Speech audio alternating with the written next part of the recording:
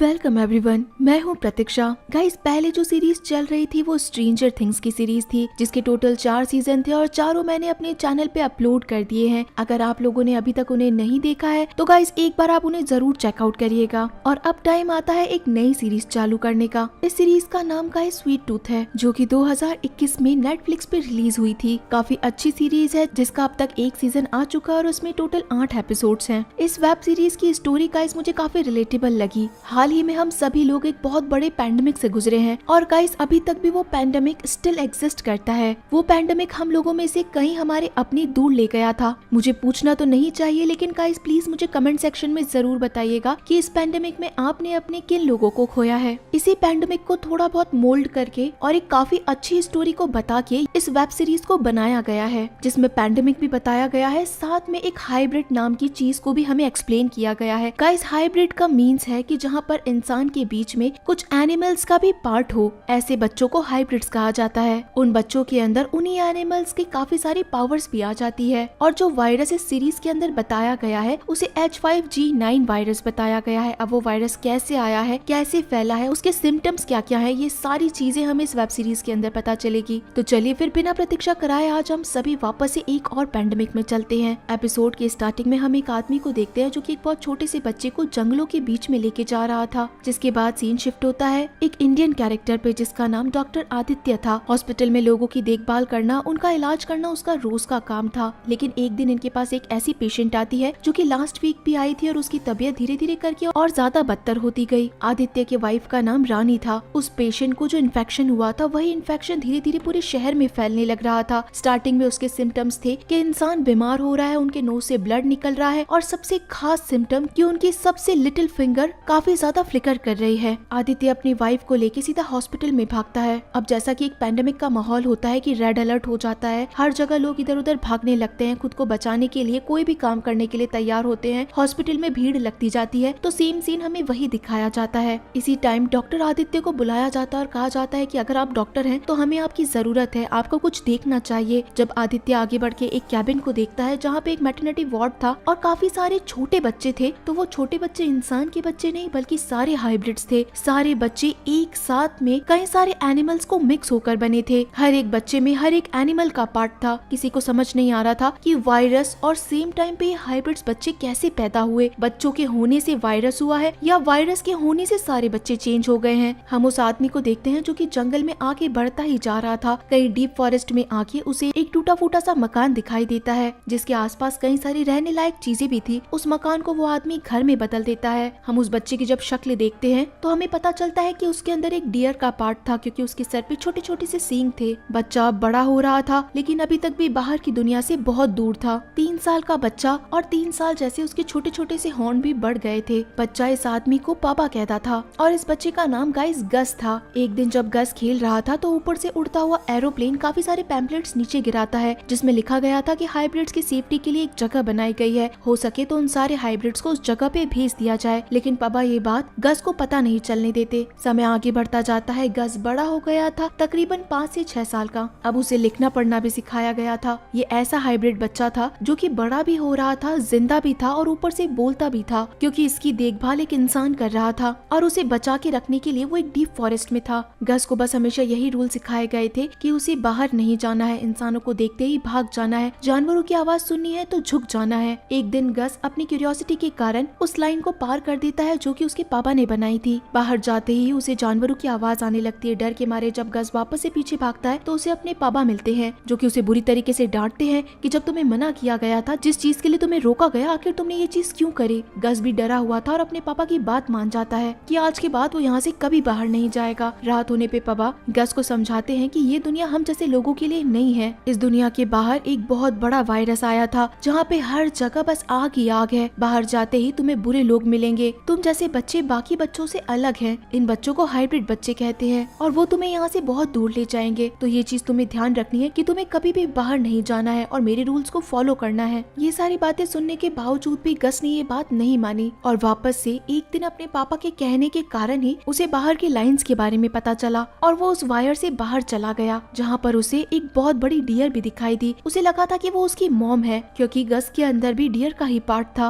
पीछे उसके पापा उसे मिल जाते हैं जो कि उसे बहुत बुरी तरीके से डांटते हैं कि ये तो तुमने हद कर दी। जब पापा गस को डांट ही रहे थे तो इन्हें किसी आदमी की आवाज आती है जो कि अपनी बहन को ढूंढ रहा था। असल के अंदर इस पैंडेमिक को आए हुए तकरीबन 7 से 8 साल बीत चुके थे। उस वायरस ने इस दुनिया के कई सारे लोगों को मार डाला था, तो जो इंसान बचे थे वो भी ऑलमोस्ट इन्फेक्टेड ही थे। अब पापा को अपने बच्चे को बचाना था, इसी कारण बस वो एक स्टिक लेके उस आदमी के ऊपर तान देते हैं और कहते हैं कि यहाँ से बस चले जाओ, तुम जो भी हो यहाँ पे तुम अगली बार दिखने नहीं चाहिए हो। यह आदमी कहता है कि तुम लगता है कई सालों से यहाँ पर हो, अकेले रहते हो। पापा को लगता है कि यह आदमी शहर से आया है, इसी कारण वो पूछते हैं कि शहर में क्या हाल है, महामारी का क्या हाल है, वहाँ पे लोग जिंदा है या मर गए हैं। वो आदमी बताता है कि हाल उतना ही बुरा है, इंटरनेट बंद हो गया है, रिसोर्सेज खत्म हो गए हैं, जो लोग जिंदा है उन्हें भी लास्ट मैन मार रहे हैं। अब गाइस ये लास्ट मैन क्या है इसके बारे में मैं आपको आगे बताऊंगी। सारे हाइब्रिड्स बच्चों को मार दिया गया है। गस जब इन दोनों की बातें सुनता है तो वो भी एक्साइटेड होकर वहीं पे बैठ जाता है। पापा गस को दूर रखना चाहते थे, लेकिन फिर भी वो आदमी कहीं ना कहीं गस को देख लेता है। पापा कहते हैं कि अभी वो बीमारी कैसी है, तो ये आदमी बताता है कि बीमारी कई हद तक कम तो हुई है, लेकिन आज भी लोग इन्फेक्टेड हैं। पापा यहाँ गस को दूर करने ही वाले थे, लेकिन एक ही झलक के अंदर वो आदमी यहाँ से गायब हो जाता है। पापा भाग के घर पे आते हैं, गस को घर में बिठाते हैं, उसका फेवरेट सिरप उसे दे देते हैं और कहते हैं चाहे कुछ भी हो जाए तुम्हें यहाँ से बाहर नहीं निकलना है। स्टेयर्स के नीचे बिठा के पापा वहाँ से बाहर निकल जाते हैं उस आदमी को ढूंढने के लिए और शायद मारने के लिए। काफी देर हो जाती है, अभी भी पापा नहीं आए थे, लेकिन उस घर के अंदर एक हिरन पहुँच जाता है। गस काफी छोटा था और उस हिरन से अट्रैक्ट होकर वो बाहर चला जाता है उसे हाथ लगाने के लिए। शाम होते होते अब गस भी बाहर आ चुका था अपने पापा को ढूंढने के लिए, लेकिन जब झाड़ियों से पापा बाहर आते तो उनकी हालत बहुत ज्यादा खराब थी, मानो कि उन्हें किसी ने मारा पीटा हो, और सबसे इम्पोर्टेंट चीज कि वो इन्फेक्टेड भी हो चुके थे। गस कैसे तैसे करके उन्हें घर में लाके बेड पे भी सुला देता है। लेकिन अगले दिन जब पापा उठते हैं तो वो गस से कहते हैं कि क्या तुम मेरे लिए ब्रेकफास्ट बनाओगे, क्या तुम मेरी हेल्प करोगे। गस हर काम करने के लिए तैयार था, लेकिन पापा कहते हैं कि अब तुम्हें तुम्हारी लाइफ खुद से जीनी पड़ेगी, जो जो चीजें मैंने तुम्हें सिखाई है वो सारी चीजें तुम्हें फॉलो करनी पड़ेगी। हो सकता है कि आगे अब तुम्हें अकेला ही रहना होगा। गस समझ नहीं पाता कि आखिर पापा ऐसा क्यों कह रहे हैं, क्योंकि हम देखते हैं कि पापा भी अब इन्फेक्टेड पूरी तरीके से हो चुके हैं। उनकी भी सबसे शॉर्ट फिंगर काफी ज्यादा फ्लिकर कर रही है। जिस आदमी को पापा मारने के लिए भागे थे उस आदमी से पापा इन्फेक्टेड हो गए थे और कुछ ही देर के अंदर वो अपनी आखिरी सांस लेके वहीं पे मर जाते हैं। गस जब तक लौटता है तब तक उसके पापा जिंदा नहीं थे। वो अपने पापा को उठाने की बहुत कोशिश करता है। अब एक छोटा बच्चा आखिर क्या कुछ समझ पाता कि उसे क्या करना है, लेकिन उसके बावजूद भी कई सारे साल वो अकेला रहा। अकेले रहने से उसने कई सारी चीजें सीख भी ली थी। हालांकि वो हर काम नहीं कर पाता था, लेकिन फिर भी खुद के जीने के लिए वो काफी सारी चीजें कर पाता था। उसने कई सारे दोस्त बना लिए और एक पापा जैसा आदमी भी बना लिया और खुद को सिक्योर करने के लिए छोटे मोटे ट्रैप्स भी लगाता था। अब आखिर एक बच्चा कब तक अकेला खेल पाता। एक दिन फ्रस्ट्रेट होके वो हर एक चीज को जला देता है। जो घास फूस से बने हुए एनिमल्स थे उन सबको भी वो नहीं छोड़ता। गस का एक सबसे फेवरेट टॉय था जो उसके फादर के शौक से बना हुआ था। जलते हुए डॉग को वो वापस ले आता है। उसे अपने बेड के ऊपर एक मैप दिखाई देता है और तभी उसे कुछ चीजें याद आती है। उसे गले के अंदर एक लॉकेट पहनाया गया था जिसके अंदर हार्ट बना हुआ था, साथ ही साथ एक चाबी भी थी। गस भागते हुए एक पेड़ की तरफ जाता है जहाँ पर एक हार्ट बना हुआ था और नीचे की तरफ एरो था। उस हार्ट को समझते ही गस उस खड्डे को खोदने लगता है। उस खड्डे के अंदर एक बहुत इंपॉर्टेंट बॉक्स था।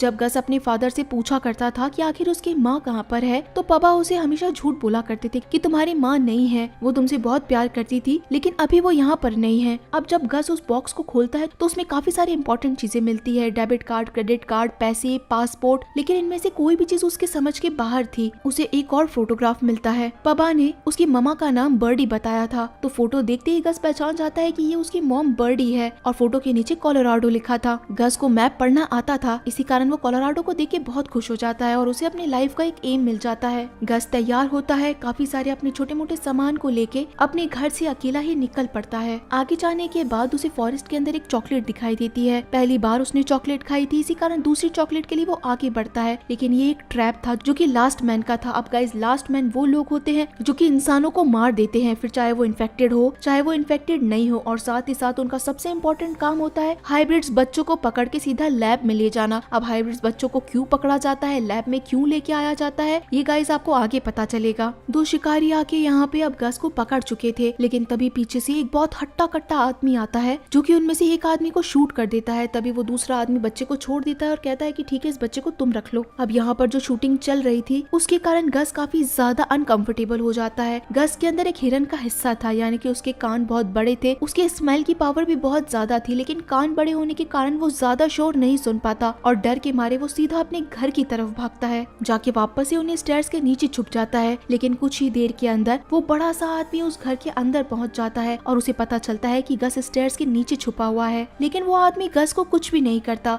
बल्कि उसे तो ये बिलीव नहीं होता कि ये बच्चा इतना बड़ा कैसे हो गया। हाइब्रिड बच्चा जिसे हर कोई मार रहा है, आखिर 10 साल तक इस बच्चे को कैसे किसी ने बचा के रखा। वो बच्चे से पूछता तुम्हारा नाम क्या है और तुम्हारे घर में कौन कौन रहता है। बाहर जाके वो आदमी एक पाइप लीकेज को ठीक भी करता है। इस आदमी को पता चल चुका था कि यहाँ पे इस बच्चे के अलावा और कोई नहीं रह रहा है। गस झूठ बोलता है कि मेरे पापा अभी आ जाएंगे, वो तुमसे भी बड़े हैं और तुमको यहाँ से भगा देंगे, तो तुम यहाँ से पहले ही चले जाओ। गस यहाँ पे इस आदमी को बिग मैन कहता है। इस आदमी का नाम असल के अंदर जेब था। बिग मैन कहता है कि चाहे कुछ भी हो जाए तुम इस घर से बाहर मत निकलना। असल के अंदर ये बिग मैन भी लास्ट मैन ही था जो कि हाइब्रिड्स बच्चों को पकड़ के मार देता था, लेकिन गस को उसने छोड़ दिया था। गस बिग मैन से काफी सारी चीजें पूछता है कि तुम कहाँ से आए हो, तुम कहाँ जाओगे और ये लोग मुझे मार क्यों रहे थे। लेकिन बिग मैन बस गस को यही कहता है कि कुछ भी हो जाए यहाँ से बाहर मत जाना, दिन के टाइम पे आग मत जलाना, आग लगने से ही इन शिकारियों ने तुम्हें ढूंढ लिया था। गस इस बिग मैन से कोलोराडो के बारे में पूछता है तो ये बिग मैन कहता है तुम्हें कोलोराडो के बारे में क्या पता है, और अगर तुम्हें पता भी है तो भी यहाँ से बाहर मत निकलना। बिग मैन तो वहाँ से चला जाता है, लेकिन गस देखता है कि शायद ये आदमी अच्छा है क्योंकि उसने ना तो उसे मारा और इवन उसकी हेल्प भी करी, और अब कैसे भी करके गस को कोलोराडो तो पहुँचना ही था। इसी के कारण वो वापस एक फॉरेस्ट में भागता है। मिट्टी के ऊपर उसे बड़े बड़े पैर के निशान दिखाई देते हैं। उसी को फॉलो करता हुआ वो जंगल की तरफ चला जाता है और एक बहुत बड़े मैदान को पार करते हुए, रोड को भी देखते हुए सीधा उस माउंटेन पे पहुंच जाता है जहां नीचे उसे बिग मैन दिखाई देता है। गस जोर से चिल्लाता है कि बिग मैन यहीं पे रुक जाओ और मुझे अपने साथ ले जाओ। और इसी के साथ गाइस ये शानदार एपिसोड यहीं पे खत्म होता है। स्वीट टूथ के लास्ट एपिसोड में गाइस हमने गस की स्टोरी देखी थी कि कैसे पैंडेमिक होने के सेम पैरेलल टाइम पे हाइब्रिड बच्चों का भी जन्म हुआ था, और उसी में से एक हाइब्रिड बच्चा गस के बारे में हमें सब कुछ बताया गया। इसी कंटिन्यूटी के साथ में एपिसोड नंबर 2 की शुरुआत होती है, जहाँ पे हमें सेम पैंडेमिक यानी कि 10 साल पहले का टाइम दिखाया जाता है, जहाँ पर और लोग कैसे सर्वाइव कर रहे हैं। यहाँ पर हमें एक एमी नाम की लड़की दिखाई जाती है जो कि एक थेरेपिस्ट कम काउंसलर थी। कई सारे क्लाइंट्स आके रोज उससे मिलते थे, लेकिन एक दिन ऐसा आता है जब हर जगह इधर उधर अफरा तफरी मच रही थी। रेड अलर्ट कर दिया गया था, लॉकडाउन कर दिया गया था, इसी के साथ में सभी को होम क्वारंटाइन भी कर दिया गया था। जो जिस सिचुएशन में था उसे वहीं रहने के लिए कहा गया था। एमी उस टाइम अपने ऑफिस में ही थी और बस वो खुद को वहीं बंद कर लेती है। महीनों गुजर जाते हैं, हर जगह शोर आया करता था पहले, लेकिन कई महीने गुजरने के साथ में वो सारा शोर बंद होता जा रहा था। एक दिन एमी उस ऑफिस से निकल के बाहर आ गई थी, खुद को पूरी तरीके से पैक करके। खुद की जान बचाने के लिए वो अपने हाथ में एक शो पीस लेके बाहर निकली तो उसे कोई अपनी तरफ आता हुआ दिखाई दे रहा था। असल के अंदर जू से भागे हुए ये कुछ एनिमल्स थे,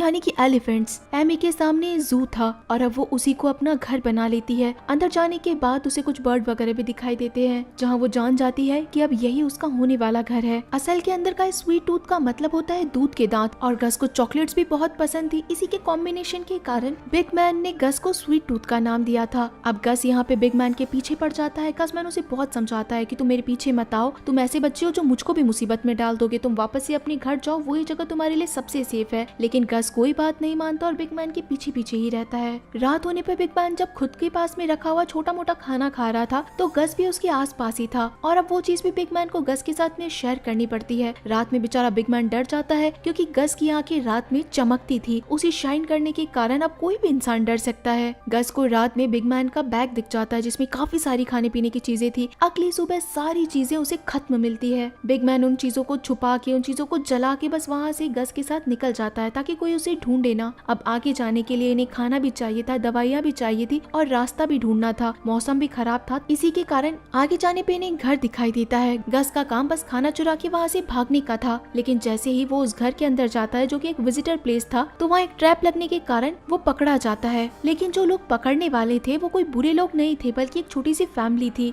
एक कपल और उनका एक बेटा जिसका नाम रस्टी था। इन सभी ने मास्क लगा रखे थे क्योंकि इन्हें लगा था कि गस और बिग मैन इन्फेक्टेड हो सकते थे। लेकिन बिग मैन जब इस कपल से बात करता है तो कहता है कि हाइब्रिड्स को कभी कोई इन्फेक्शन नहीं हुआ है और मैं इतने सालों से अलग हूँ तो मुझे भी कुछ नहीं हुआ है, और आप भी यहाँ काफी टाइम से अलग रह रहे हैं। ये दोनों यहाँ पेट भर के खूब सारा खाना खाते हैं। बिग मैन जो कि एक तरीके से हंटर और लास्ट मैन था, तो ये कपल समझ चुके थे कि ये एक बुरा आदमी है, लेकिन आखिर गस इनके साथ में क्यों घूम रहा है। गस के पास अपनी मॉम बर्डी की पिक्चर थी। गस जिससे भी मिला करता था उसे अपनी मॉम बर्डी के बारे में पूछता था। गस को पहली बार एक लड़का मिला था जो कि उसकी उम्र का ही था। इसी के कारण वो रस्टी के साथ खेलने के लिए बहुत एक्साइटेड था। रस्टी उसे कई नई नई चीजें बताता है कि लोग चांद तक पहुंच गए हैं और भी दुनिया में कई सारी चीजें खेलने के लिए भी है। ट्रेन जो कि एक कैटरपिलर की जैसे दिखाई देती है। यहाँ बिग मैन और रस्टी के फादर एक साथ बात करते हैं कि आखिर गस बच कैसे गया इतने सारे हाइब्रिड बच्चों के मरने के बावजूद भी, और वो बोलता कैसे है। तब बिग मैन बताता है कि मुझे बस ये जंगल में मिला और ये अपने फादर के साथ रहा करता था, शायद वो भी मारे गए हैं। बिग मैन यहाँ बस रात रुकने के लिए कहता है और थोड़ा बहुत खाने के लिए भी कहता है, लेकिन बातों ही बातों में वो इस फैमिली से कहता है कि गस को क्यों ना तुम लोग रख लो, अगर हो सके तो तुम उसे अडॉप्ट कर लोगे तो ये उसके लाइफ के लिए बहुत अच्छा होगा। तुम एक फैमिली हो,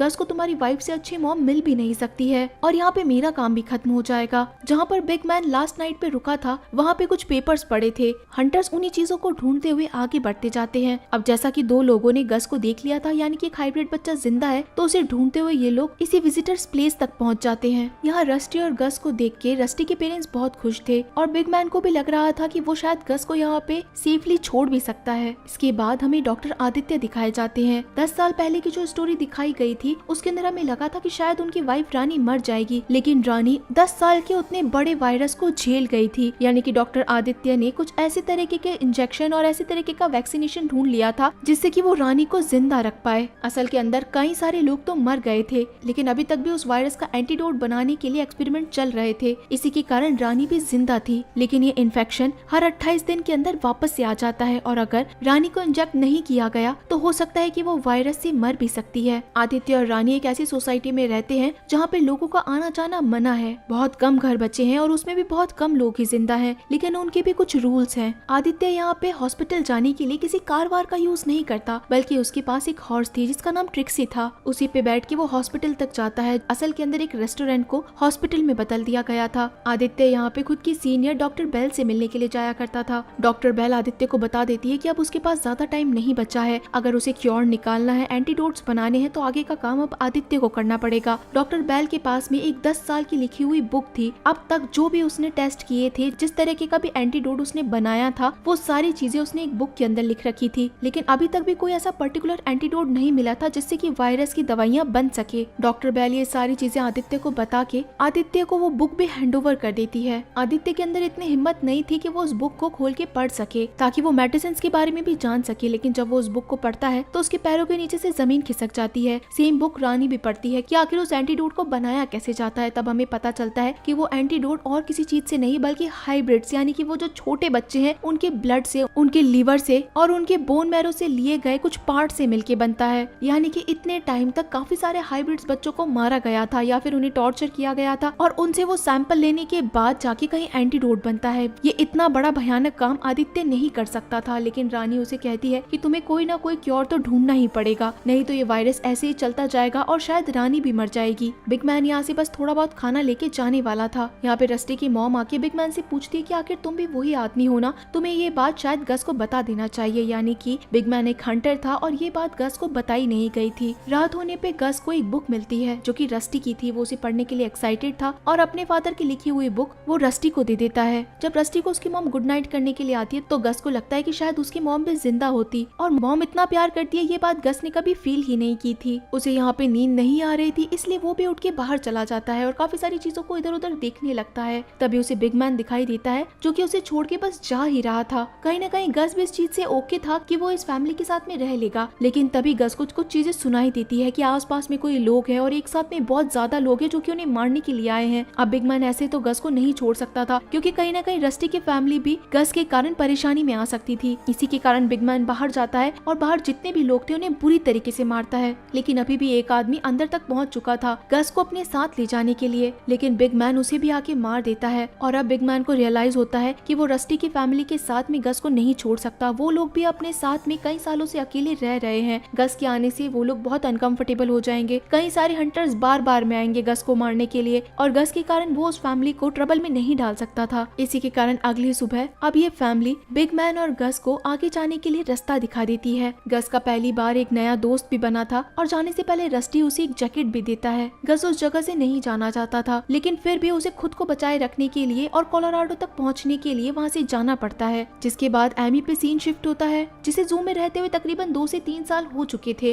एक दिन वो जू के बाहर देखती है कि एक छोटा सा कंटेनर पड़ा है और उसके अंदर एक हाइब्रिड बच्चा है, यानी कि कोई अपने हाइब्रिड बच्चे को जू के बाहर छोड़ गया है। हालांकि अब तक एमी ने किसी हाइब्रिड बच्चे को नहीं देखा था और न ही उसे किसी बच्चे को पालना आता था, लेकिन फिर भी वो उस बच्चे को अपने पास रख लेती है। और इसी के साथ गाइस ये एपिसोड यहीं पे खत्म हो जाता है। स्वीट टूथ के लास्ट एपिसोड में हमने देखा था कि कैसे गज और बिग मैन को कोलोराडो के लिए निकलना पड़ता है। इसी के साथ में एमी को एक हाइब्रिड बच्चा भी मिलता है। इसी कंटिन्यूटी के साथ में एपिसोड नंबर 3 की शुरुआत होती है, जहाँ पर हम एक टीनेजर ग्रुप को देखते हैं। कई सारे बच्चे थे और उन्होंने अपनी एक दुनिया बना रखी थी। वहाँ पर वो गेम्स खेला करते थे और अपने आप को जिंदा रखने के लिए और साथ में लोगों की हेल्प करने के लिए कुछ रूल्स भी बनाए थे। इस ग्रुप का नाम एनिमल ग्रुप था और इनका मेन मोटिव था हाइब्रिड बच्चों की जान बचाना। इनके पास कई सारे इंटेलिजेंट बच्चे भी थे, जिसके थ्रू इन्हें पता चल चुका था कि आसपास में एक हाइब्रिड बच्चा है। यहाँ बिग मैन गस को साफ साफ कह चुका था कि मैं तुम्हारे साथ कोलोराडो तक नहीं जाऊंगा, मैं तुम्हें सिर्फ और सिर्फ आगे जाने वाली एक सिटी तक छोड़ूंगा और उसके बाद तुम्हारा रास्ता अलग और मेरा रास्ता अलग। लेकिन अभी भी गस को पूरा विश्वास था कि बिग मैन उसका साथ नहीं छोड़ेगा। ये दोनों सफर करते हुए कई दूर तक पहुंच चुके थे, जहाँ पर इन्हें एक अबेंडेंट सी बस दिखाई देती है। असल के अंदर जो लास्ट नाइट फाइट हुई थी उसके अंदर बिग मैन की कुछ टैबलेट्स थी, वो वहीं घर पे रह गई थी और कुछ टैबलेट्स को गस ने भी खा लिया था। इसी कारण बिग मैन को इस बस के अंदर आना पड़ता है, क्योंकि कई सारा सामान बिग मैन इसके अंदर भी रखता था इमरजेंसी के लिए। वहाँ पर कुछ खाने पीने का सामान और साथ ही साथ में बिग मैन की टैबलेट्स भी थी। गस यहाँ पे एक बार बिग मैन से ये भी पूछता है कि आखिर तुमने मुझे क्यों नहीं छोड़ा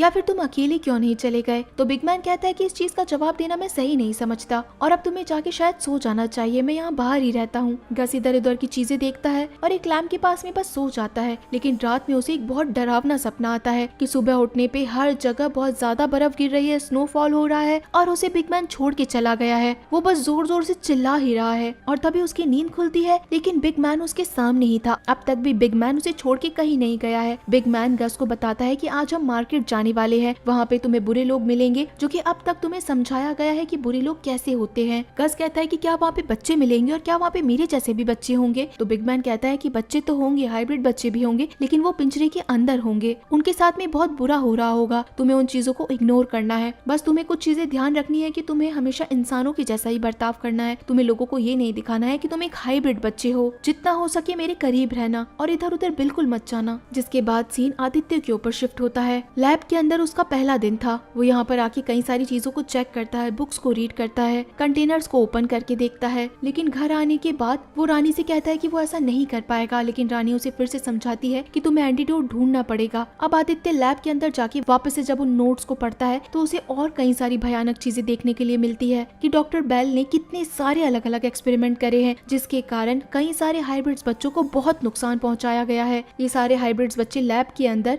मिलिट्री वाले लाके दिया करते थे और उसके बाद उनका क्या किया जाता था वो सब कुछ इस बुक के अंदर लिखा हुआ था। आदित्य इतना ज्यादा घबराया हुआ था कि वो घर पे भी अच्छे से बात नहीं कर पा रहा था। असल के अंदर इनकी सोसाइटी के अंदर आज एक पार्टी रखी गई थी। जितने भी लोग बचे थे वो हर वीकेंड कभी न कभी पार्टी किया करते थे और अब रानी की तबीयत खराब होने के कारण आदित्य डरा हुआ था कि वो रानी को वहाँ नहीं लेके जाए। हो सकता है कि सारे लोग पहचान जाए कि रानी इन्फेक्टेड है या फिर रानी के कारण और लोग भी इन्फेक्टेड हो सकते हैं। लेकिन रानी उसे समझाती है कि वो बिल्कुल ठीक है, एंटीडोट का असर अभी तक भी है और अगर हम नहीं गए तो जरूर लोगों को पता चल जाएगा। जिस आदमी के घर पे पार्टी थी उसका नाम डक था। पार्टी स्टार्ट होने के साथ में हम कई सारे लोगों को देखते हैं। 10 साल बाद में भी अभी यहाँ पे 10-15 लोग जिंदा थे। ये लोग अच्छे से पार्टी एंजॉय करते हैं, लेकिन तभी आदित्य देखता है कि रानी की लास्ट फिंगर वापस से काफी ज्यादा फ्लिकर कर रही है। वो उसके हाथ पे हाथ रख देता है और बातों को घुमाने लगता है और कोड वर्ड में कहता है कि शायद उन्हें घर जाना चाहिए, लेकिन रानी कहती है कि वो बिल्कुल ठीक है। यहाँ पे एक और लेडी थी जिसका नाम नैन्सी था और वो यहाँ पे सोसाइटी की लीडर भी थी। तभी यहाँ पे डग एक चेयर पे बैठता है और अपने पुराने दिनों की बातें बताने लगता है। कुछ ही देर के अंदर सबको पता चल जाता है कि डग अब तक इन्फेक्टेड हो चुका है। नैन्सी आती है और डॉक्टर आदित्य को बोलती है कि कुछ भी हो जाए बस इसका टेस्ट करो, लेकिन आदित्य को पता था कि अगर वो डग का टेस्ट करेगा तो कहीं उसे सब लोगों का टेस्ट न करना पड़ जाए और इसके कारण रानी के बारे में किसी को पता न चल जाए। इसी के कारण वो टेस्ट करने के लिए पहले मना करता है, लेकिन नैन्सी के पास एक किट पड़ा था। डग का जैसे ही ब्लड टेस्ट किया जाता है तो उसके अंदर का लिक्विड पर्पल कलर में चेंज हो जाता है, जिसका मतलब था कि डग इन्फेक्टेड है। और अब ये सोसाइटी वाले इन्फेक्टेड लोगों के साथ क्या करते हैं ये तो गाइस सुन के आपका दिमाग खराब हो जाएगा। ये लोग इन्फेक्टेड इंसान को चेयर पे बांधते हैं और उसी के घर के अंदर उसी इंसान को जला देते हैं ताकि उस इंसान के साथ घर के अंदर जितने भी इन्फेक्शन है वो सब कुछ खत्म हो जाए। यहाँ पर एक चीज और है, जिसको भी इन्फेक्शन होता है उसके घर के बाहर पर्पल कलर के फूल खिल जाते हैं। इसका मतलब है कि इस घर के अंदर कोई इन्फेक्टेड इंसान रह रहा है। आदित्य बहुत ज्यादा डर चुका था कि कहीं उसकी रानी के साथ में यानी कि कहीं उसकी वाइफ के साथ में भी ऐसा ही ना हो जाए। यहाँ बिग मैन और गस के ऊपर सीन शिफ्ट होता है जो कि उस मार्केट मार्केट यानी कि रेलवे स्टेशन तक पहुंच चुके थे। गस को एक हेलमेट और एक ऐसी ड्रेस दी गई थी जिससे कि लगे कि उसने हैलोवीन के कपड़े पहन रखे हैं और गस एक नॉर्मल बच्चा है, बस उसने हेलमेट लगा रखा है। गस के मार्केट जाने में उसे कई सारी अजीब अजीब चीजें मिलती है, लोग भी बहुत बुरे बुरे थे। खाने की चीज देखते ही गस उस पे टूट पड़ता है। बिग मैन उसे बिठा के कहता है कि तुम्हें यहीं बैठे रहना और यहाँ से हिलना तक भी नहीं है। बिग मैन के पास अब पैसे नहीं बचे थे कि वो कोलोराडो तक जाने के लिए 2 टिकट्स खरीद सके। इसी के कारण उसे अपने पास की कोई चीजें और 2-3 कॉइन्स देने पड़ते हैं, तब जाके उसे एक टिकट मिलता है। यहाँ रेलवे स्टेशन पे बैठे हुए गस को अपने सामने एक मैप दिखाई देता है जहाँ उसे कोलोराडो से मिलता हुआ एक नाम भी दिखाई देता है। उसी नाम को वो याद कर लेता है और वहाँ बाहर कुछ बच्चों को देखते हुए पीछे पीछे जाने लगता है। कुछ लोग उसे पहचान ले, तभी वहाँ उसे एक लड़की पकड़ लेती है और कहती है कि हम तुम्हारी मदद करेंगे, तुम यहाँ किसके साथ आए हो, तुम एक हाइब्रिड बच्चे हो, यह हमें पता है, हम तुम्हारी मदद करेंगे, तुम हमारे साथ चलो। इतनी ही देर के अंदर यहाँ बिग मैन पहुंच जाता है और गस के ऊपर बहुत बुरी तरीके से चिल्लाता है कि तुम्हें मना किया गया था कि यहाँ पे किसी के ऊपर भी बिलीव नहीं करना है, यहाँ पे कोई बिलीव करने वाला इंसान नहीं है और अब यहाँ से जल्दी चलो। लेकिन तभी गस को वहाँ पे कुछ स्मेल आती है, ऐसी स्मेल जो कि सेम बिग मैन की मेडिसिन के अंदर आती थी। अब बिग मैन को वो मेडिसिन चाहिए थी, इसी के कारण वो गस से फॉलो करवाता है कि वो मेडिसिन कहाँ पे पड़ी है। वो ट्रेन के कंटेनर में पड़ी थी।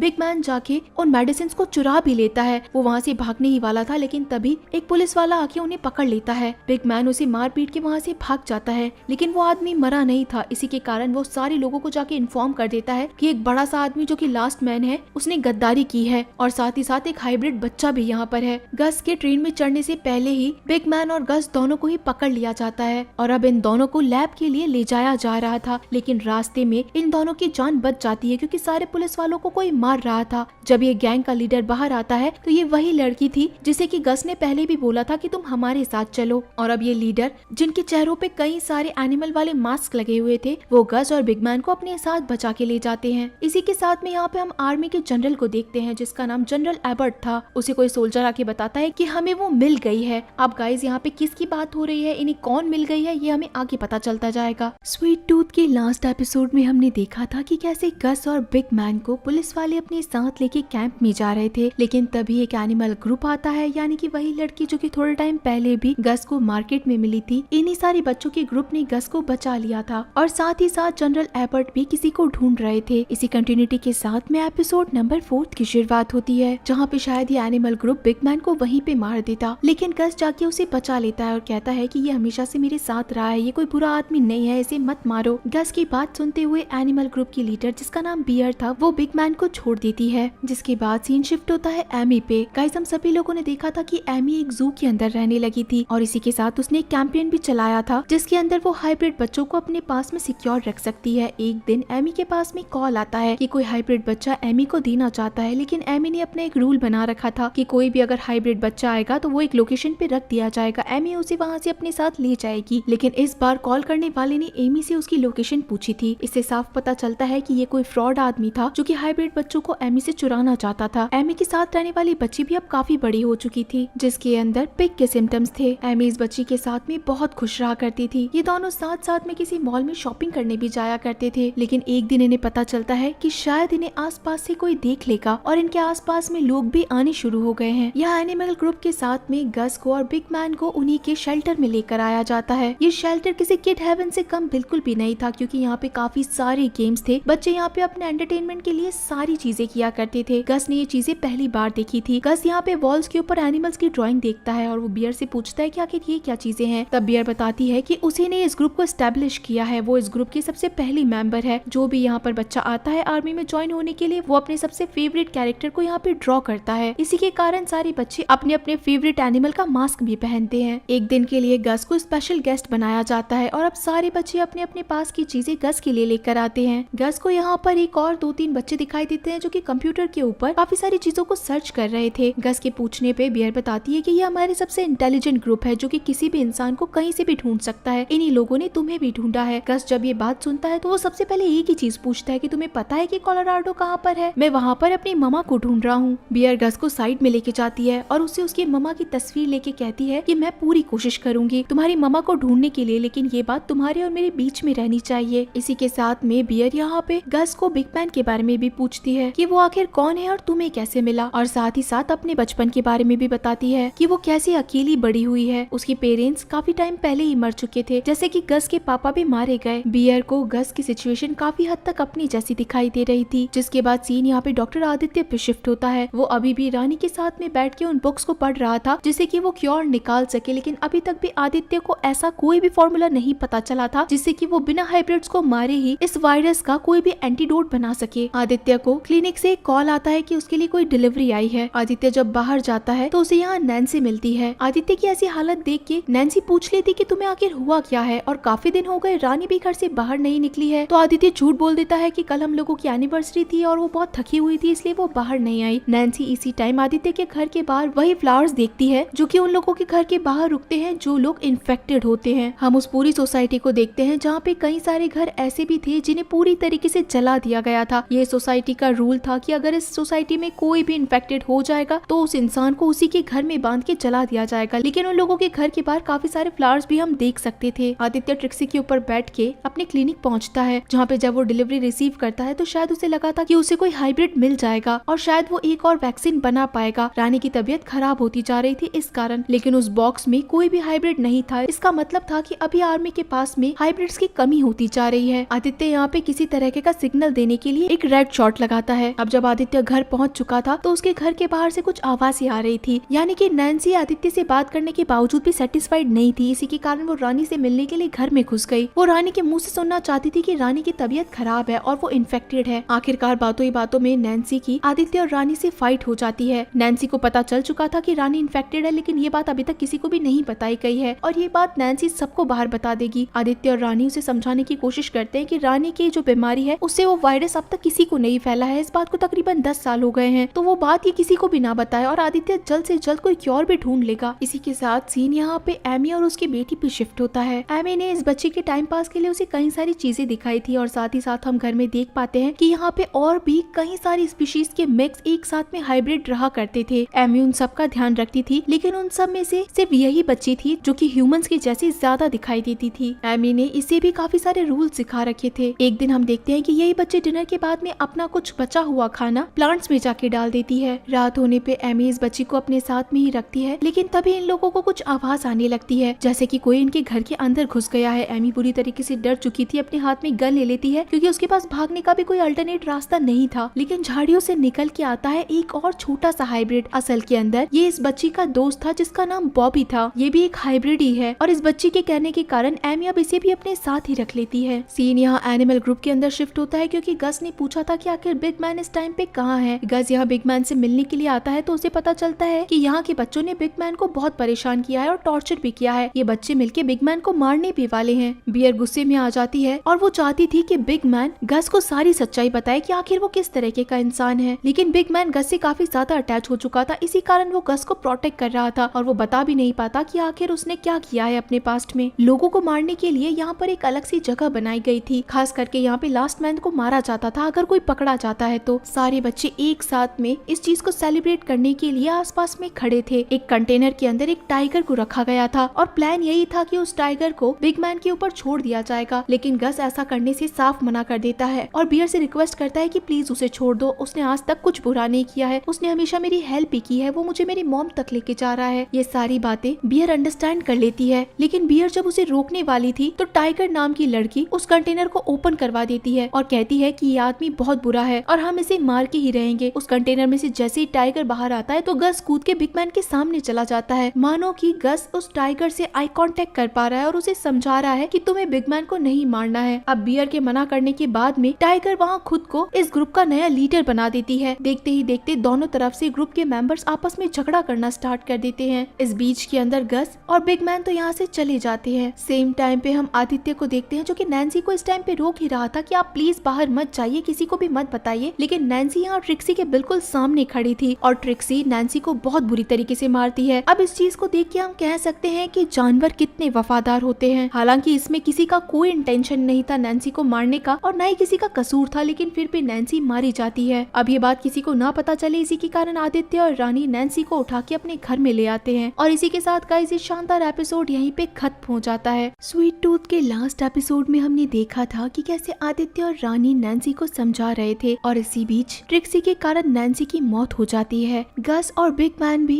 एनिमल ग्रुप से भाग गए थे। इन्हीं सारी कंटिन्यूटी के साथ में एपिसोड नंबर 5 की शुरुआत होती है, जहाँ पे गाइस हम डॉक्टर बेल को देखते हैं। उन्होंने अपने क्लिनिक के अंदर ये एप्लीकेशन दे के लीव किया था कि उन्हें कैंसर है और इसके साथ में कई बीमारियां हैं, लेकिन ये सारी चीजें डॉक्टर बेल ने झूठ कही थी। डॉक्टर बेल को भी पता था कि जिस तरीके का वो काम कर रही है आगे जाके वो जरूर किसी मुसीबत में फंसेंगी। वो अपने घर पे अच्छे से रह रही थी, हालांकि इस टाइम पे वो अकेली ही थी लेकिन बिल्कुल ठीक भी थी। तब यहाँ पे जनरल एबर्ट की एंट्री होती है और वो डॉक्टर बेल से उस बुक के बारे में बात करते हैं जो कि डॉक्टर बेल ने 10 सालों के अंदर लिखी है, यानी कि उसके अंदर वैक्सीनेशन हो सकता है या फिर इस वायरस के एंटीडोट का क्योर भी हो सकता है। डॉक्टर बेल कहती है कि ये सब कुछ मैंने आगे अपने नए डॉक्टर को हैंड ओवर कर दी है, उसके अंदर क्योर भी लिखा है, लेकिन अभी तक भी इस वायरस को खत्म करने की कोई भी चीज मैं नहीं बना पाई हूँ। डॉक्टर एबर्ट ये बात अच्छी तरीके से जानते थे कि डॉक्टर बेल ने उस जगह से क्यों लीव लिया है। डॉक्टर बेल भी अपने साथ में काफी सारे एंटीडोट लेकर आई थी ताकि अगर फ्यूचर के अंदर उन्हें कोई वायरस हो तो वो खुद की जान तो बचा ही सकती है। जाने से पहले जनरल एबर्ट डॉक्टर बेल से उस डॉक्टर के बारे में पूछते हैं कि नया डॉक्टर कौन है। असल के अंदर तो वो डॉक्टर आदित्य था और ये इन्फॉर्मेशन मिलने के बाद में जनरल एबर्ट के सोल्जर्स डॉक्टर बेल को मार देते हैं। यहाँ हम बिग मैन को देखते हैं जो कि गस को थैंक यू कहता है उसके जान बचाने के लिए, लेकिन गस कहता है कि थैंक यू तो मुझे कहना चाहिए क्योंकि इतने टाइम तक तुमने भी मेरी जान बचाई है और मुझे जिंदा रखा है। इन दोनों के बीच में बहुत अच्छी दोस्ती हो चुकी थी और ये लोग अब आगे बढ़ने ही वाले थे कि तभी इन्हें बियर मिलती है। असल के अंदर बियर ने भी वो एनिमल ग्रुप छोड़ दिया था क्योंकि जिस ग्रुप को उसने एस्टेब्लिश किया था उसी ग्रुप के मेंबर अब उसके खिलाफ हो चुके थे। वो गस के पास आके उसे की इन्फॉर्मेशन देती है और कहती है कि ये मेरे दोस्तों ने तुम्हारे लिए पता लगाया है, कोलोराडो के अंदर ये वो एड्रेस है जहाँ पे तुम्हें तुम्हारी मम्मा मिल सकती है, लेकिन वो एड्रेस भी अभी आधा था। बिग मैन कोलोराडो की जगहों को जानता था, इसी कारण वो कह रहा था कि ये पूरा एड्रेस नहीं है, लेकिन बियर कहती है कि मुझे जितना मिल गया है वही बहुत है, आगे जाके तुम लोगों को ढूंढना पड़ेगा। बियर भी अब यहाँ से खुद का रास्ता अलग कर चुकी थी, लेकिन जाना उसे भी ट्रेन के ट्रैक पे ही था। तब गस जिद करता है और कहता है कि तुम हमारे साथ में चलो और हमें शॉर्टकट रास्ता बताओ। बिग मैन इस चीज के लिए हाँ नहीं करता, लेकिन गस की बहुत ज्यादा प्लीज प्लीज प्लीज कहने पे अब बिग मैन को भी हाँ करना पड़ता है कि वो लोग बियर के बताए हुए शॉर्टकट रास्ते से ट्रेन को पकड़ेंगे ताकि ये लोग कोलोराडो पहुंच सके। ये लोग चलते चलते बहुत दूर तक आ चुके थे, लेकिन इनके रास्ते के अंदर एक और वैली पड़ती है जो कि सौरो वैली थी। इसका मतलब था ऐसी दुख की घाटी जिसके आसपास जाने से इंसान इन्फेक्टेड हो सकता था। बियर बताती है कि लोग तो यही कहते हैं कि जो लोग भी इस वायरस से मरे थे आर्मी ने आके उन सभी लोगों को यहाँ दफना दिया था, इसी के कारण ये फ्लावर्स यहाँ पे उग गए हैं। अब गाइस ये तो हमें पता है कि जो भी इन्फेक्टेड होता है ये फ्लावर्स वहीं पे उगते हैं। इसका मतलब है कि जितने भी लोग इन्फेक्टेड थे इसी के कारण ये फ्लावर भी उसी इन्फेक्शन से यहाँ पे उग गए हैं। अगर गलती से भी कोई इसके अंदर गिर गया तो समझो वो एक ही सेकंड के अंदर इन्फेक्टेड हो जाएगा। लेकिन इस वैली को पार करने के लिए बहुत सकड़ा सा बहुत छोटा सा एक ब्रिज था जिसे सिर्फ और सिर्फ बच्चे ही पार कर सकते थे। ये चीज देख के बिग मैन बहुत गुस्से में आ जाता है और कहता है कि बियर ये तुमने जान करके किया है ताकि तुम लोग तो चले जाओ और मैं यहीं पे रह जाऊं। बियर और बिग मैन की अच्छी खासी फाइट हो जाती है। गस समझाने की कोशिश करता है कि प्लीज मत लड़ो और जब ये दोनों नहीं मानते तो गस अकेला ही उस ब्रिज के ऊपर चला जाता है। ये दोनों बड़े थे और इन्हें पता था कि ब्रिज किसी भी वक्त टूट सकता है क्योंकि वो बहुत ज्यादा नाजुक था और आगे जाने के बाद सीधा गस नीचे गिरता है और उसी टाइम पे बेहोश भी हो जाता है। अब वो यहाँ पे फ्लावर्स की स्मेल से बेहोश हुआ था या फिर काफी ऊंचाई से गिरने से बेहोश हुआ था, लेकिन वो बस बेहोश हो गया। यहाँ हम एमी की बेटी को देखते हैं जो कि इस टाइम भी अपने दोस्त बॉब के साथ में खेल रही है, लेकिन इस टाइम तक वेंडी भी काफी परेशान हो जाती है क्योंकि वेंडी के साथ में खेलने वाला कोई भी नहीं था। वेंडी को लगता था कि वो इस दुनिया में सबसे अलग है। तब एमी आके उसे समझाती है कि हाँ तुम सबसे अलग हो, लेकिन तुम सबसे प्यारी हो, सबसे समझदार हो, तुम ह्यूमन से काफी ज्यादा मिलती जुलती हो, तुम्हारे आसपास बाकी बच्चे नहीं है लेकिन तुम बहुत ज्यादा स्पेशल बच्ची हो और कुछ भी करके वेंडी को अपनी जान हमेशा बचा के रखनी है, फिर चाहे एमी उसके साथ आगे तक रहे या फिर ना रहे, और आगे जाके उसे हाइब्रिड्स का भी ध्यान रखना है। हम यहाँ पे देखते हैं कि एमी बॉबी को अपना कोई काम करवाती है। अब ये क्या काम था ये तो गाइस हमें आगे पता चलेगा। जिसके बाद हम गस को देखते हैं जो कि खुद के सपने के अंदर वापस से फॉरेस्ट में ही जाता है। फॉरेस्ट के अंदर उसे एक घर दिखाई देता है जिसके बाहर एक मेल बॉक्स था और आगे जाने के बाद उसे अपने पापा मिलते हैं। वो पापा से बात करता है और कहता है कि मुझे आपकी बहुत याद आती है। पापा भी कहते हैं कि मैं तुम्हें छोड़ के नहीं जाना चाहता था, लेकिन तुम बहुत स्ट्रॉन्ग बच्चे हो। अब जब तुमने अपने रूल्स तोड़ ही दिए हैं और घर से बाहर चले ही गए हो तो बस एक चीज ध्यान रखना, तुम्हें बस आगे बढ़ते जाना है, तुम्हें रुकना नहीं है, अपना खुद का ध्यान रखना है। गस बेचारा चिल्लाता रहता है कि पापा मुझे आपके साथ ही रहना है, मैं यहाँ से नहीं जाऊंगा, लेकिन गस को तो जाना था क्योंकि वो बस एक सपना था। गस यहाँ पे अपने सपने के अंदर एक मिरर भी देखता है जहाँ उसे अपने फादर भी दिखते हैं, लेकिन इसी के साथ एक बड़ा सा डिस्ट्रॉय वाला सीन भी दिखाई देता है क्योंकि पीछे जनरल एबर्ट भी थे। यहाँ गस अभी भी अपने पापा को देख के जोर जोर से चिल्ला ही रहा था ताकि वो उन्हीं के साथ यहाँ सेफ्टी से रह सके। असल के अंदर अब यहाँ पे बिग मैन और बियर दोनों एक साथ में आ चुके थे, एक दूसरे को अच्छी तरीके से कवर करके ताकि इन प्लांट्स की स्मेल इन दोनों को इन्फेक्टेड ना करे। वो गस को उठा के यहाँ से भाग जाते हैं और आगे जाने के बाद गस को कुछ भी नहीं होता क्योंकि गस एक हाइब्रिड था और हाइब्रिड कभी भी इन्फेक्टेड नहीं हो सकते हैं। लेकिन गस यहाँ पे बिग मैन और बियर की फाइट को भी बंद करवा देता है और उन दोनों में भी दोस्ती करवा देता है। हम यहाँ पे डॉक्टर आदित्य को देखते हैं, जिनकी सोसाइटी के लोग आके डॉक्टर आदित्य से पूछते हैं कि क्या आपने नैन्सी को देखा है, वो काफी दिनों से नहीं मिल रही है। तो आदित्य बोलता है कि नहीं, मैंने भी उन्हें लास्ट पार्टी के बाद में अब तक नहीं देखा है, क्या उनके साथ में कुछ हुआ है। लेकिन आदित्य के घर के बाहर फ्लावर देख के इनका नेबर बोलता है कि शायद तुम्हें इन्हें जला देना चाहिए। घर के अंदर जब रानी को पता चलता है कि सब लोग नैन्सी को ढूंढ रहे हैं तो उसे भी बहुत बुरा लगता है और उसे लगता है कि शायद ये काम इन दोनों को मिलकर जल्द ही खत्म करना चाहिए। यहाँ रानी की भी तबीयत दिन ब दिन खराब होती जा रही थी, इसी के कारण वो कोई भी डिसीजन नहीं ले पा रही थी और अब ये दोनों ही एक साथ में क्लिनिक जाते हैं ताकि इस बार तो आदित्य किसी हाइब्रिड के ब्लड से रानी के लिए कोई वैक्सीनेशन बना सके। लेकिन यहाँ पे उन्हें कोई भी हाइब्रिड नहीं मिलता है। हमें यहाँ पता चलता है कि रेफ्रिजरेटर के अंदर आदित्य और रानी ने नैन्सी को रख रखा है ताकि उसकी बॉडी खराब ना हो जाए। और इतनी ही देर के अंदर यहाँ पे इनकी सोसाइटी के सारे मेंबर्स आ जाते हैं, क्योंकि इन लोगों को कहीं ना कहीं शक था कि आदित्य और रानी ने ही नैन्सी को मारा है। तब यहाँ पे आदित्य झूठ बोल जाता है कि असल के अंदर नैन्सी भी इन्फेक्टेड हो गई थी और हम लोग कब तक लोगों को ऐसे ही जलाते रहेंगे। मैं अपनी आंखों से ऐसे लोगों को जलता हुआ नहीं देख सकता था, इसी के कारण नैन्सी को हमने साइड में रख दिया। लेकिन कुछ ही देर के अंदर रानी के सिम्टम्स इतने ज्यादा हावी हो जाते हैं उसके ऊपर कि वहाँ पे खड़े हर एक इंसान को पता चल जाता है कि रानी भी इन्फेक्टेड है। सभी अपना मास्क पहन लेते हैं और उन दोनों को ही पकड़ लेते हैं। अब जैसा सबके साथ हुआ था वैसा ही आदित्य और रानी के साथ में भी होने वाला था। उन दोनों को चेयर पे बिठा के बांध दिया जाता है उन्हीं के घर में। गज और बिग मैन को भी रेलवे ट्रैक मिल चुका था। इसी के साथ में एमी को पता चलता है कि उसे लास्ट मैन और सोल्जर्स ने ढूंढ लिया है, क्योंकि उसके घर के बाहर लगी जाली के ऊपर पिंक रिबन थे जो कि किसी तरीके के निशान थे। अब यहाँ सारे सोसाइटी के मेंबर्स आके आदित्य और रानी के घर को बुरी तरीके से जला देते हैं। घर जल रहा था, ये दोनों अपने आखिरी मोमेंट्स में एक साथ थे, एक दूसरे का हाथ पकड़ के कि अब जो भी होगा ये दोनों साथ ही देखेंगे। लेकिन तभी यहाँ पे काफी सारे सोल्जर्स आते हैं, बाहर गोलियां चलने की आवाजें आती है और इस पूरी आग को बुझा दिया जाता है और उनमें से निकल के आता है जनरल एबर्ट। अब जब उसे आदित्य के बारे में पता चल चुका था कि यही वो इंसान है जो कि वैक्सीनेशन बना सकता है, तो वो आदित्य की जान बचा लेता है और पूछता है कि आदित्य तुम ही हो ना। और इसी के साथ गाइस ये शानदार एपिसोड यहीं पे खत्म हो जाता है। स्वीट टूथ के लास्ट एपिसोड में हमने देखा था कि कैसे डॉक्टर आदित्य और उनकी वाइफ रानी को इन्फेक्टेड होने के कारण उन्हीं के घर में बांध के जलाया जा रहा था। लेकिन तभी वहाँ पे जनरल एबर्ट पहुँच जाते हैं और इसी कंटिन्यूटी के साथ में एपिसोड नंबर 6 की शुरुआत होती है। इस टाइम पे हमें गस दिखाया जाता है जो कि ट्रेन की तरफ काफी तेजी से भाग रहा था। असल के अंदर इनके पास कोई प्लानिंग नहीं थी ट्रेन पे चढ़ने के लिए, लेकिन फिर भी भागते भागते ये तीनों ही ट्रेन पे चढ़ जाते हैं। गस और बियर तो बच्चे थे, इसी कारण ये स्पीड से चढ़ गए थे, लेकिन बिग मैन अब थोड़ा बूढ़ा हो गया था। फ्लैशबैक में हमें दिखाया जाता है कि बिग मैन एक स्पोर्ट पर्सन था और उसकी वो स्पिरिट आखिर कहाँ पे जाएगी। ट्रेन में चढ़ने के बाद इन्हें बहुत अच्छा फील होता है, लेकिन साथ ही साथ वहाँ पे काफी सारा सामान भी दिखाई देता है। हालांकि इस लास्ट कंपार्टमेंट में कोई आता तो नहीं है, लेकिन फिर भी यहाँ पे देखभाल करने के लिए अगर कोई आया तो ये सारे पकड़े जाएंगे। असल के अंदर एक पैसेंजर ट्रेन नहीं बल्कि एक माल गाड़ी थी। दूसरी तरफ एबर्ट यहाँ पे डॉक्टर आदित्य के पूरे घर के अंदर वही बुक ढूंढ रहा था जो कि डॉक्टर बेल ने आदित्य को दी थी। वो बुक मिलने के बाद में अब डॉक्टर आदित्य का कोई काम नहीं था। डॉक्टर आदित्य को पता था कि जनरल एबर्ट उसे जरूर उसे मरने के लिए छोड़ देंगे, लेकिन तभी वो एबर्ट को कहने लगता है कि मुझे मत मारो, अगर मैं मर गया तो तुम्हारा कोई भी काम नहीं हो पाएगा, दुनिया में कोई भी इस एंटीडोट को नहीं ढूंढ पाएगा। मैं अभी तक इसके ऊपर काम कर रहा हूँ और मुझे इसका एंटीडोट मिल चुका है, तो अगर तुमने मुझे मार दिया तो शायद तुम कभी नहीं बच पाओगे इस वायरस से। अब ये सारी बातें डॉक्टर आदित्य ने खुद की और खुद की वाइफ की जान बचाने के लिए जनरल एबर्ट से बोल दी थी, जबकि अभी तक भी डॉक्टर आदित्य के पास में इस वायरस का कोई एंटीवायरस नहीं था। यहाँ हम गस और बियर को देखते हैं जो कि आराम से बैठ के यहाँ पे नजारे देख रहे थे कि कैसे ये जल्दी कोलोराडो पहुँच जाएंगे और अभी भी गस को पूरी होप है कि उसकी माँ जिंदा होगी। लेकिन ये बात बियर और बिग मैन को अच्छी तरीके से पता थी कि शहर के अंदर लोग बचे ही नहीं है, सब लोग मर गए हैं, तो उसके अंदर भला गस की माँ कैसे जिंदा हो सकती है। लेकिन फिर भी ये लोग गस की उम्मीद नहीं तोड़ते हैं। गस बहुत खुश था अपने घर जाने के लिए और तभी यहाँ पे इनको किसी के चलने की आवाज आती है। बिग मैन, बियर और गस दोनों को छुपने के लिए कहता है। एक जिमी नाम का आदमी जो कि इस मालगाड़ी के अंदर काम करता था वो निकल के बाहर आता है और तभी बिग मैन उसके ऊपर अटैक कर देता है। इन दोनों के बीच में बहुत बुरी वाली फाइट होती है। गस और बियर तो खुद की जान बचा रहे थे, वहीं पे बिग मैन जिमी से फाइट कर रहा था। लेकिन आगे जाने के बाद में बिग मैन को पता चलता है कि ये जिमी तो उसका बहुत पुराना दोस्त है। ये दोनों साथ में गेम खेला करते थे और दोनों नेशनल प्लेयर्स थे। दोनों एक दूसरे के बारे में पूछते हैं कि दोनों जिंदा हैं, दोनों ठीक है, आखिर इनके परिवार वाले कहाँ हैं। और तभी इनकी बातों में इन्हें पता चलता है कि यहाँ से गस गायब हो चुका है, क्योंकि कुछ ही टाइम पहले गस ने बियर को कहा था कि उसके पास जो टॉय है जो कि उसके पापा के शौक से बना है वो उससे बहुत प्यार करता है। और काफी देर हो गई थी, गस को अपना टॉय नहीं मिला था। हो सकता है कि उसी टॉय को ढूंढने के लिए गस यहाँ से चला गया हो। दूसरी तरफ हम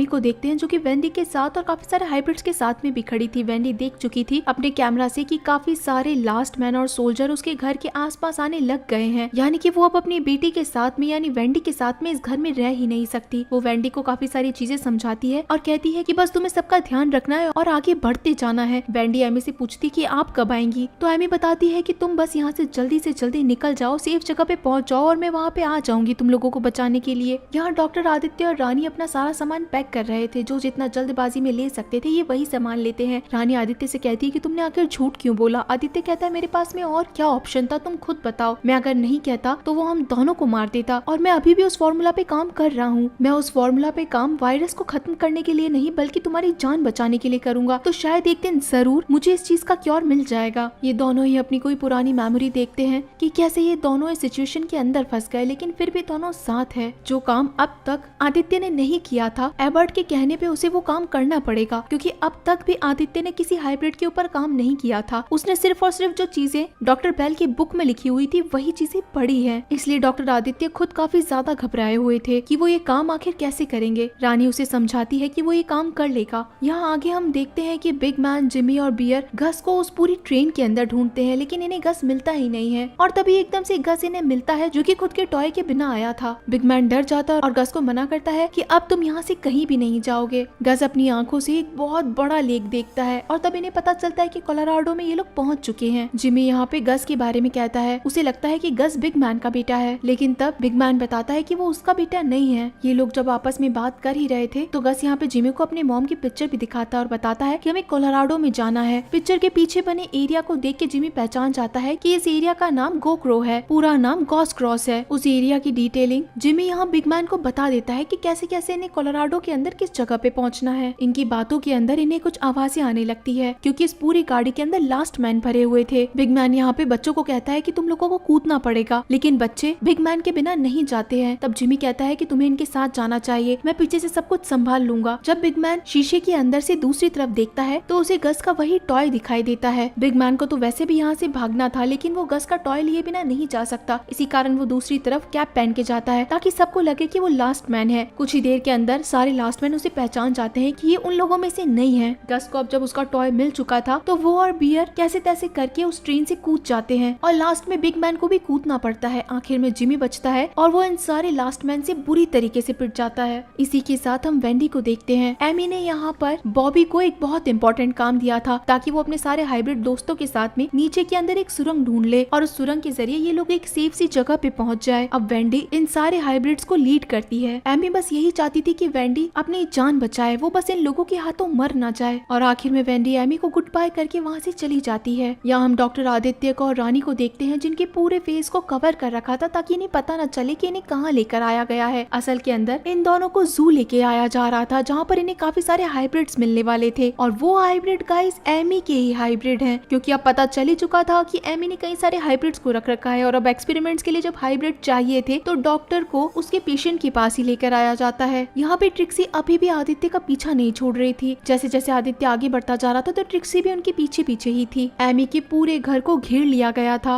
और उसे लास्ट वार्निंग दी जाती है कि यहाँ से बच्चों को बाहर भेज दो। सेम टाइम पे हम देखते हैं कि बिग मैन, बियर और गस एक साथ में कोलोराडो पहुंच चुके थे ट्रेन से कूदने के बाद और आगे बढ़ते हुए गस को रास्ता भी दिखाई देता है। इसी के साथ में गाइस ये एपिसोड यहीं पे खत्म हो जाता है। स्वीट टूथ के लास्ट एपिसोड में हमने देखा था कि कैसे डॉक्टर आदित्य को और रानी को हाइब्रिड्स के ऊपर एक्सपेरिमेंट करने के लिए अपने साथ ले गए थे। एमी ने अपने पास जितने भी हाइब्रिड बच्चे थे उन्हें एक टनल के जरिए अपनी जान बचाने के लिए भेज दिया था। साथ ही साथ गस को वही घर मिल गया था, यानी कि जिसकी तलाश में वो था, बर्डी का घर। इन्हीं सारी कंटिन्यूटी के साथ में एपिसोड नंबर 7 की शुरुआत होती है। गाइस अब ये पूरा एपिसोड पास्ट के ऊपर बनाया गया है कि आखिर ये इतनी सारी चीजें स्टार्ट कैसे हुई। एपिसोड के स्टार्टिंग में हमें अलास्का दिखाया जाता है जहाँ पे काफी सारे साइंटिस्ट किसी चीज का एक्सपेरिमेंट कर रहे थे, एक ऐसी चीज जिसके अंदर ये नया जीवन खोज सके। अर्थ के ऊपर जानवर और ह्यूमंस ये दो चीजें तो है ही, लेकिन इसके अलावा क्या ऐसी चीजें ये लोग ढूंढ सकते हैं जो कि दुनिया के लिए वरदान और इसके साथ में उनकी मौत का कारण भी बन सके। अलास्का के एक्सप्लोर के अंदर जिस चीज का एक्सपेरिमेंट ये लोग करना चाह रहे थे वही चीज इन्हें मिल जाती है। इन्हें काफी सारे ऐसे माइक्रो पार्टिकल्स मिलते हैं जिससे कि ये एक नई चीज बना सकते हैं। सीन आगे बढ़ता है और कोलोराडो की एक बहुत बड़ी रिसर्च कंपनी जिसका नाम फोर्थ रिसर्च लैब था उसके ऊपर आता है। यहाँ पे हम पबा को को देखते हैं जो कि इस रिसर्च लैब के अंदर एक स्वीपर का काम करते थे। वो रोज आते थे और यहाँ की हर एक चीजों को देखा करते थे, मानो उनका रूटीन बिल्कुल सेम हो। अपना काम करना, उसके बाद में एक क्लब में जाना, वहाँ पे बियर पीना और घर जाने के बाद वापस से सेम रूटीन। पापा यहाँ पे इस लैब के अंदर कई सारी चीजें नोटिस भी कर रहे थे कि कैसे यहाँ पे कई सारी मुर्गियों के ऊपर एक्सपेरिमेंट किया जा रहा है। मुर्गियों के साथ में जो उनके अंडे रखे गए हैं, अंडों के ऊपर भी एक्सपेरिमेंट किया जा रहा है। पापा अपनी लाइफ के अंदर अकेले थे, उनके साथ में इस टाइम कोई नहीं रहता था और वो एक्साइटेड भी थे यहाँ के लैब वालों की बातें सुनने के लिए। एक बार उन्होंने लैब वालों का झगड़ा भी सुना था जो इन्हीं माइक्रो पार्टिकल्स को लेकर हुआ था। इसी के साथ हम बर्डी को देखते हैं। बर्डी इस लैब के अंदर एक बहुत बड़ी साइंटिस्ट थी और ये प्रोजेक्ट बर्डी का ही था। लैब में झगड़ा होने के बाद वो उसी क्लब के अंदर आके बैठती है जहाँ पर हमेशा पापा आया करते थे। ये दोनों ही एक दूसरे को देखते हैं और इन दोनों के बीच में बातें भी स्टार्ट हो जाती है। बर्डी इतनी ज्यादा फ्रस्ट्रेट थी कि वो जिसके साथ में भी बैठी है उसे इस चीज से कोई मतलब नहीं है, वो बस अपना टाइम अच्छे से एंजॉय करना चाहती थी। ये दोनों बहुत मजे करते हैं, खेलते हैं, बहुत सारी ड्रिंक करते हैं और बातें करने लगते हैं। पापा कहते हैं कि मैंने सुना है कि आप लोग आखिर लैब में क्या बातें कर रहे थे, क्या मैं जान सकता हूँ कि आप लोग किस चीज पे एक्सपेरिमेंट कर रहे हैं। तब यहाँ पे बर्डी काफी सारी चीजें बता देती है कि ये लोग कुछ टाइम पहले एक ऐसे सीक्रेट मिशन पे गए थे जिसके बारे में किसी को नहीं पता, लेकिन फिर भी पापा ने कहा कि इस लैब के अंदर कुछ लोग अलास्का गए थे, इसका मतलब है कि तुम्हारा एक्सपेरिमेंट अलास्का से ही जुड़ा हुआ है। बर्डी इस बात पे हंसती और आगे बोलने लगती है कि हमने जिस तरीके का एक्सपेरिमेंट किया है उसके अंदर हमने इंसानों और जानवरों के पार्टिकल्स को मिला दिया है। इससे एक नई जनजाति, एक नई प्रजाति बनेगी। वो एक वरदान की जैसे होगी जो कि कई सारी बीमारियों को दूर कर सकते हैं, लेकिन अभी तक पूरी तरीके से ये सक्सेसफुल नहीं हुआ है। अभी भी इसके ऊपर एक्सपेरिमेंट चल रहे हैं। अगर ये गलती से इसके फॉर्मूले कोई गलत हाथों में लग गए तो ये पूरे जनजाति को बर्बाद भी कर सकता है, क्योंकि अगर छोटी सी भी चीज अगर इधर से उधर हुई तो ये वायरस में भी बदल सकती है, और ऐसा वायरस जो कि हर किसी को बर्बाद कर देगा। इसका मतलब साफ था कि बर्डी और उसके साथ वाले लोगों ने एक ऐसा एक्सपेरिमेंट किया था, एक ऐसे बच्चे को बना दिया था जिसके अंदर इंसान के साथ में जानवरों के भी कोई ना कोई माइक्रो पार्टिकल्स है। इसी के कारण बच्चे के अंदर जानवरों की कई सारी चीजें एक साथ शामिल हैं। ऐसे बच्चों को ही हाइब्रिड बच्चे कहा गया। लेकिन जब इन्हीं के एक्सपेरिमेंट में हल्की सी कोई गलती हो गई, इसी के कारण H5G9 वाला वायरस भी आ गया था। लेकिन आखिर वो वायरस इतने सारे लोगों में स्प्रेड कैसे हुआ, ये गाइस अब भी एक बहुत बड़ा क्वेश्चन है। जिसके बाद हम गस, बिग मैन और बियर को देखते हैं जो कि एक अबेंडन से घर के बाहर काफी सारी चॉकलेट्स खा रहे थे। इन दोनों को ही पता था कि कुछ ही देर के अंदर गस की सारी होप टूटने वाली है, क्योंकि जिसे गस ढूंढ रहा है वो शायद जिंदा भी ना हो। दूसरी तरफ अब जब बर्डे घर जा रही थी तो पबा उसे छोड़ने के लिए उसके घर तक गए थे और बर्डे ने पबा को कॉफी के लिए इनवाइट भी किया। पबा यहाँ पे इसी एक्सपेरिमेंट से रिलेटेड और काफी चीजें जानना चाहते थे और बर्डे भी ये सारी चीजें उन्हें बताती जा रही थी। इन दोनों की बातें बहुत अच्छी चल रही थी और ये दोनों एक दूसरे के बहुत क्लोज आ चुके थे। और उसी टाइम पे बर्डी को एक कॉल आता है कि उसकी सारी रिसर्च को बैन कर दिया गया है। मिलिट्री वालों ने आके उस लैब को पूरी तरीके से सील कर दिया है और सारे एक्सपेरिमेंट वो लोग लेके जा रहे हैं। बर्डी को इस बात पे पहले ही भरोसा था कि अगर वो एक्सपेरिमेंट किसी के भी हाथ लग गया तो इससे बहुत कुछ बुरा हो सकता है। वो खुद के एक्सपेरिमेंट को बचाने के लिए पबा के साथ ही भागती है। इस टाइम तक बर्डी के पास में चाबियां नहीं थी, लेकिन पबा के पास थी। दूसरी तरफ फाइनली गस एक घर के बाहर खड़ा था और दरवाजे को जोर जोर से नॉक करने लगता है इस होप के अंदर कि उसकी मॉम बर्डी घर से बाहर निकलेगी। लेकिन उस घर से बाहर एक जूडी नाम की लेडी बाहर निकलती है और गस उससे पूछता है कि क्या मेरी मॉम अंदर ही है। सेम टाइम पे सीन पास्ट में शिफ्ट हो जाता है जहाँ पे पबा और बर्डी दोनों लैब के अंदर पहुँचते हैं। सीन वापस से प्रेजेंट में शिफ्ट होता है और गस यहाँ पे अपनी माँ बर्डी के बारे में बात करने लगता है। जूडी यहाँ पे बोलने लगती है कि बर्डी उसकी बहन की जैसे थी, ये दोनों साथ में काम किया करते थे। इन दोनों ने लैब में कई समय एक साथ बिताया और काफी सारे एक्सपेरिमेंट भी साथ साथ किए। लेकिन एक दिन वो किसी को ढूंढने के लिए अपना बैग वैग सब कुछ बांध के चली गई, ना उसने कुछ बताया कि वो कहाँ गई है। और मैं भी बहुत बुरी कंडीशन में थी, मैंने भी अपने फैमिली वालों को खो दिया था, तब उसने मुझे सहारा दिया और उसके बाद से मैं यहीं रहने लग गई। जूडी को भी नहीं पता था कि ये हाइब्रिड बच्चा बर्डी को ढूंढता हुआ यहाँ तक पहुँच जाएगा और आखिर ये बर्डी को ढूंढ ही क्यों रहा है। एक बार के लिए तो बर्डी काफी ज्यादा होपलेस हो जाता है, लेकिन तब जूडी कहती है कि शायद तुम्हें कुछ चीजें जानने की जरूरत है और उसके बाद ये सभी स्टोर रूम की तरफ जाते हैं। यहाँ पास्ट के अंदर हम बर्डी को देखते हैं जो कि काफी सारे पुलिस वालों से छुपते छुपाते हुए पबा के साथ में अपने ऑफिस तक पहुँच रही थी। प्रेजेंट के अंदर गस को समझ नहीं आता कि आखिर उसे स्टोर रूम में क्यों भेजा गया है और तभी उसे एक फाइल दिखाई देती है जिसके ऊपर फोर्ट रिसर्च लैब लिखा हुआ था, सेम जो कि बर्डी के घर के अंदर एक सर्टिफिकेट पे लिखा था और सेम वही नाम उसे अपने पबा के एक एंट्री कार्ड पे भी मिला था।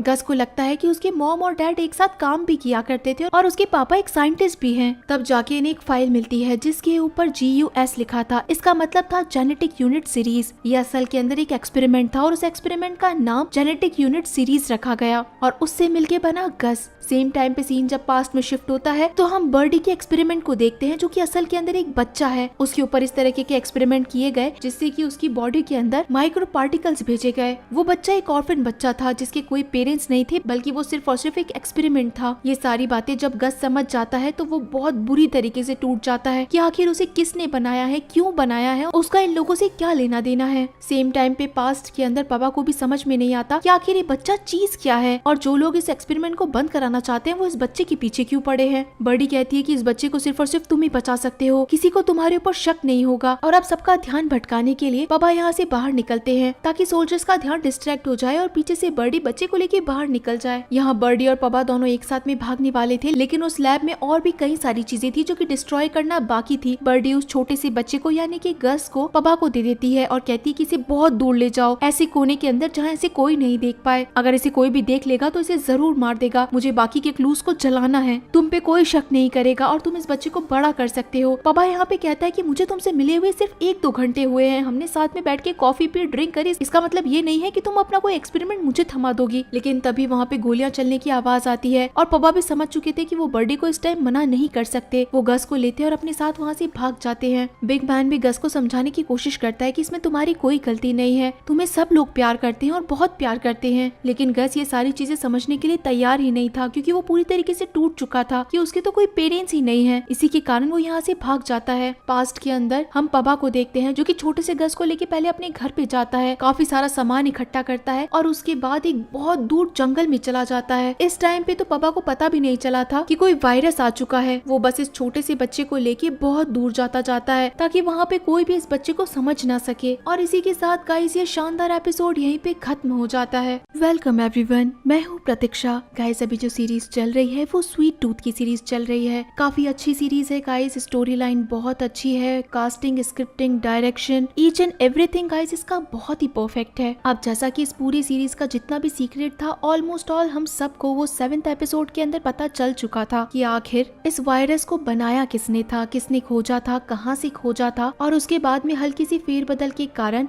H5G9 एक एक्सपेरिमेंट से वायरस में बदल गया। साथ ही साथ गस को अपने पूरे पास्ट के बारे में पता चला कि वो कैसे सिर्फ और सिर्फ एक एक्सपेरिमेंट है, एक बच्चा नहीं है। बर्डी जो कि हमें गस की मॉम के कैरेक्टर के बारे में बताई गई थी उसके बारे में भी पता चला। और साथ ही साथ एक ऐसा आदमी जो कि अकेले रहने के बावजूद भी एक फादर में बदल गया। इन्हीं सारी चीजों को आखिर तक ले जाने के साथ में ही इस सीरीज के फाइनल एपिसोड की शुरुआत होती है। एपिसोड के स्टार्टिंग में हम देखते हैं कि इस टाइम तक वायरस इस पूरी जगह को बर्बाद कर चुका था। हर कोई मास्क पहन के घूम रहा था और सिक्योरिटी बहुत टाइट हो चुकी थी, ऑलमोस्ट रेड अलर्ट जैसी सिचुएशन थी। लेकिन तभी यहाँ पे एक बहुत बड़ा प्लेयर आता है। असल के अंदर ये बिग मैन था जिसका नाम टॉमी चैपर्ट था। बिग मैन की वाइफ प्रेग्नेंट थी, लेकिन फिर भी उसे अंदर नहीं भेज रहे थे। काफी ज्यादा रिक्वेस्ट के बाद में बिग मैन की वाइफ को मैटरनिटी वार्ड के लिए शिफ्ट कर दिया जाता है, लेकिन उसे अंदर जाने की मनाही थी। बिग मैन बस यहाँ पर एक ही चीज की प्रे कर रहा था कि उसका बच्चा ह्यूमन हो, कोई हाइब्रिड बच्चा वो नहीं चाहता था। और ये स्टोरी बिग मैन की थी कि कैसे वो अपनी फैमिली के साथ में था और उसकी फैमिली इस टाइम पे कहाँ है। सीन जब प्रेजेंट में शिफ्ट होता है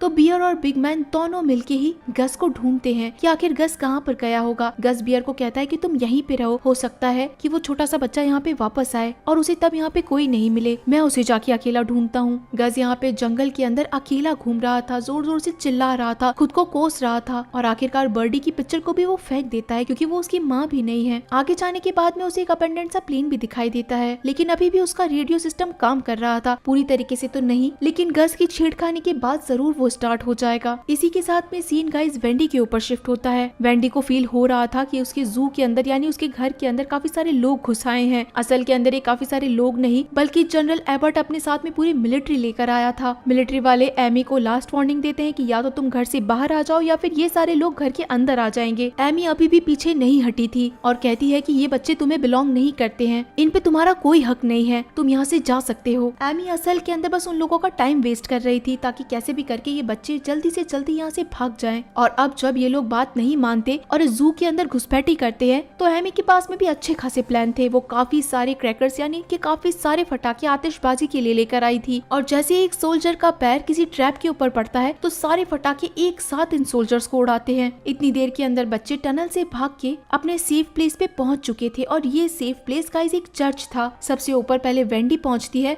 और बाद में बाकी के भी आने वाले थे, लेकिन वेंडी के आगे जाते ही बेचारी वेंडी भी पकड़ी जाती है। उन सोल्जर्स ने पता लगा लिया था कि ये टनल आके जाके कहाँ पे खुलेगी, जो कि एक सेफ प्लेस भी हो सकता था। वेंडी के साथ में सारे हाइब्रिड बच्चे पकड़े जाते हैं। इसी के साथ हम डॉक्टर आदित्य और रानी को भी देखते हैं, जिन्हें की अब जू के अंदर ले आया गया था। रानी को आदित्य से अलग कर दिया गया था ताकि आदित्य अब अपने फॉर्मूला के ऊपर अच्छे से काम कर सके। जनरल एबर्ट आके कहता है कि बताओ तुम्हें क्या चीज चाहिए, तुम्हें वो हर चीज लाके दी जाएगी जो कि तुम्हारे इस एक्सपेरिमेंट में काम आएगी। तुम्हें बस कुछ भी करके मुझे क्योर लाके देना है, और अगर तुम ऐसा नहीं कर पाए तो सबसे पहले तुम्हारी वाइफ मारी जाएगी। अब एमी तो हालांकि सही टाइम पे उस जगह से भाग गई थी, लेकिन जब वो चर्च आती है अपने बच्चों को वापस लेने के लिए तो उसे कोई भी नहीं मिलता है तो बस बॉबी की एक कैब मिलती है। अब एमी को पता चल चुका था कि उसके सारे बच्चों को यहाँ से कोई ले गया है। अब सेम टाइम पे गाइस सीन प्रेजेंट और पास्ट में शिफ्ट होता है, क्योंकि बात यहाँ पे बिग मैन के पास्ट की चल रही है। बिग मैन को यहाँ पे बेबी हो चुका था और वो बस नर्स से यही पूछ रहा था कि क्या उसका बच्चा ठीक तो है। इस टाइम पे बिग मैन के पास मानो कोई फीलिंग ही नहीं है, वो अपनी वाइफ के बारे में तक नहीं पूछ रहा था। और अंदर जाने के बाद जब वो अपने बच्चे को देखता है तो वो एक नॉर्मल बेबी नहीं बल्कि एक हाइब्रिड बच्चा था।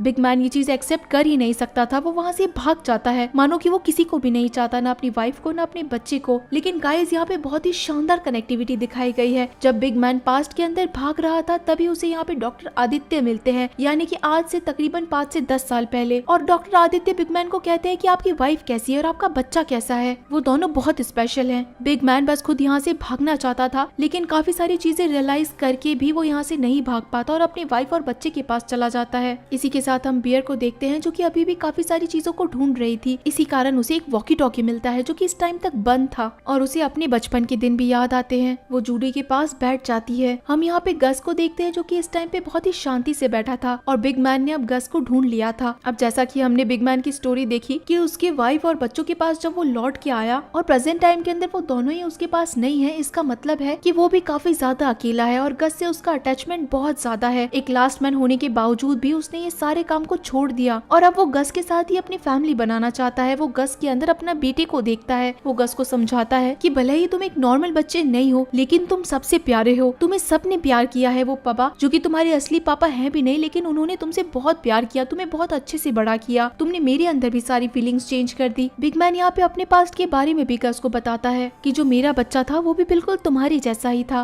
अब गस को तो नहीं पता था कि बुरे लोग किस कदर होते हैं, इसी कारण वो बिग मैन को कहता है कि अब हम यहाँ से बच सकते हैं। मैंने उन लोगों से मदद मांगी और वो मुझे ममा तक ले जाएंगे, यानी कि बर्डी तक। बिग मैन पूछता है कि तुमने किन लोगों से मदद मांगी है। तब गस पीछे की तरफ इशारा करता है और कहता है कि मैंने इस रेडियो को ठीक कर दिया है और वो लोग यहाँ पे जल्दी आते होंगे। और अगले ही सीन में सीधा एक शॉट आके लगता है बिग मैन को, यानी कि वो लोग जिससे गस ने कांटेक्ट किया था वो और कोई नहीं बल्कि जनरल एबर्ट के लोग थे, और उन्होंने आते ही बिग मैन को मार दिया। गस को वो लोग आके सीधा पिंजरे के अंदर डालते हैं और अपने एक्सपेरिमेंट के लिए ले जाते हैं। और हम देखते हैं कि बिग मैन, जो कि सीरीज का एक बहुत ही इंपॉर्टेंट कैरेक्टर था, वहाँ पे अकेला मर रहा था। गस बस जोर जोर से चिल्ला रहा था, रो रहा था, लेकिन उसे रियलाइज होता है कि बिग मैन असल के अंदर लास्ट मैन है, जो कि बाकियों की तरह था। और वो भी शांत हो जाता है क्योंकि उसे लगता है कि शायद एक दिन बिग मैन भी उसे मार देता। और गस को उठा के अब सीधा जू के अंदर ले आया जाता है और आदित्य के सामने उसे भेजा जाना था, क्योंकि आदित्य को अब एक हाइब्रिड बच्चे की जरूरत थी। लेकिन जब वो पिंजरे के ऊपर से पर्दा हटाता है तो उसे गस दिखाई देता है। आदित्य को अपनी आंखों पे विश्वास नहीं होता कि अब तक का सबसे बड़ा बच्चा जिसने सर्वाइव किया है वो गस है। इवन वो बात भी कर सकता है, इतना स्पेशल बच्चा जो कि हद से ज्यादा ह्यूमन जैसा दिखाई देता है। आदित्य उसके ऊपर एक्सपेरिमेंट कर ही नहीं सकता था। आदित्य उसी टाइम बोलता है कि कोई दूसरा बच्चा लेकर आओ, मैं इस बच्चे से बात करना चाहता हूँ, मैं इस हाइब्रिडनेस को समझना चाहता हूँ। इसी कारण यहाँ पे उस टाइम गस की जान बच जाती है और सीन शिफ्ट होता है बियर के ऊपर, जो कि जूडी से बातें कर रही थी और इसी के साथ अपने पास्ट के बारे में भी बात करती है। असल के अंदर जूडी यहाँ पे बस गस और बिग मैन को ढूंढने की कोशिश कर रही थी, लेकिन जूडी बार बार में उससे बात कर रही थी कि आखिर तुम क्या करती हो, तुम कहाँ से आई हो, तुम्हारा बचपन क्या था और तुम्हारे पेरेंट्स कब मर गए थे। तब जाके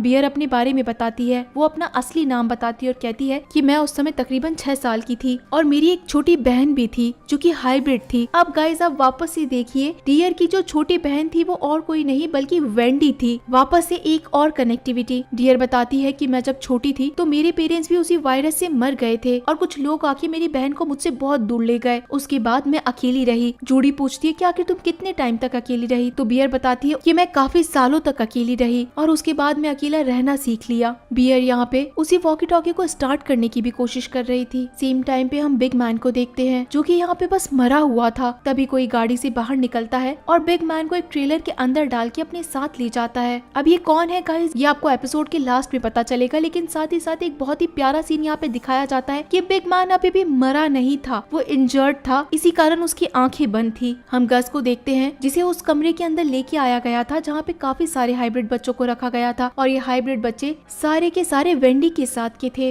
इसी के साथ हम आदित्य को देखते हैं जो कि एक हाइब्रिड बच्चे के ऊपर एक्सपेरिमेंट करने वाला था। उसके पास में कोई ऑप्शन नहीं था, यहाँ पे एक लिजर्ड टाइप का बच्चा था और आखिरकार कुछ ऐसी मशीनें दिखाई जाती है जिसके बाद का सीन कट किया जाता है, जिससे पता चलता है कि आदित्य ने भी एक हाइब्रिड बच्चे को मार डाला। जब बियर अपनी बहन को याद कर रही थी तो उसी टाइम पे हम वेंडी को भी देखते हैं जो कि अपने हाइब्रिड दोस्तों के साथ बैठी थी। और अब यहाँ पे गाइस रिवील होता है कि बिग मैन को बचाने वाली और कोई नहीं बल्कि एमी थी। वो बिग मैन को कहती है कि खुद को जल्दी से ठीक कर लो, हमें जल्द ही हमारी बच्चों को बचाना है। इसका मतलब है कि एमी अपने हाइब्रिड बच्चों को बचाना चाहती है और बिग मैन को तो गस को बचाना ही था। यहाँ पे गस उस कमरे के अंदर बैठा था जहाँ पे काफी सारे हाइब्रिड बच्चे थे और तभी सबसे पहले बॉबी आगे आता है। गस उसे देख के समझ जाता है कि ये उसके जैसा है। देखते ही देखते यहाँ पे सारे हाइब्रिड बच्चे एक साथ आ जाते हैं और उन सबसे आगे निकल के वेंडी आती है। पहले तो गस बहुत खुश होता है उन बच्चों को देख के जो कि उसके जैसे थे और तभी वेंडी आगे बढ़ती है और गस को वो हक कर लेती है। यहाँ पे जितने भी हाइब्रिड बच्चे थे सब एक साथ यूनिटी के साथ में एक दूसरे को हक करते हैं, मानो कि ये बच्चे कुछ बहुत अच्छा करने वाले हैं, शायद खुद की जान बचाने के लिए कुछ करे या फिर हो सकता है खुद के आखिरी मोमेंट्स में एक साथ रहें। और इस सीजन के लास्ट एपिसोड के अंदर हमें एक लास्ट सीन दिखाया जाता है कि बियर जिस वॉकी टॉकी पे काम कर रही थी वो वॉकी टॉकी स्टार्ट हो जाता है। असल के अंदर वो वॉकी टॉकी का कॉल जाके सीधा बर्डी को लगता है और बर्डी भी इस टाइम पे जिंदा थी और वो मिलती है गाइस हम लोगों को अलास्का के अंदर, क्योंकि वहाँ पे काफी ठंड थी और वो वहाँ से भागती हुई आई और पूछती है कि तुम कौन हो और मुझे कैसे कांटेक्ट किया। और इसी के साथ गाइस ये शानदार सीजन यहीं पे खत्म हो जाता है। काफी सारे सस्पेंस पीछे छोड़ के जाता है क्योंकि एमी और बिग मैन एक साथ हो गए थे जिन्हें अपने बच्चे चाहिए। सारे हाइब्रिड बच्चे एक साथ हो गए थे जो कि अच्छे स्मार्ट बच्चे भी हैं और शायद यहाँ से भाग भी सकते हैं। और last but not the least सबसे इम्पोर्टेंट चीज कि बर्डी को ढूंढ लिया गया था। हो सकता है कि बर्डी यहाँ पे इस वायरस का एंटीडोट लेने के लिए गई हो। इसका मतलब तो साफ साफ है कि सीजन 2 रिलीज होना तय है। अब वो गाइस कब तक आएगा इस चीज की अभी तक कोई ऑफिशियल इन्फॉर्मेशन नहीं आई है। गाइस आप लोगों के साथ में मुझे भी इसके सेकंड सीजन का बेसब्री से इंतजार है। तो चलिए फिर मिलते हैं आप सभी लोगों से किसी अगली सीरीज में, तब तक के लिए टाटा।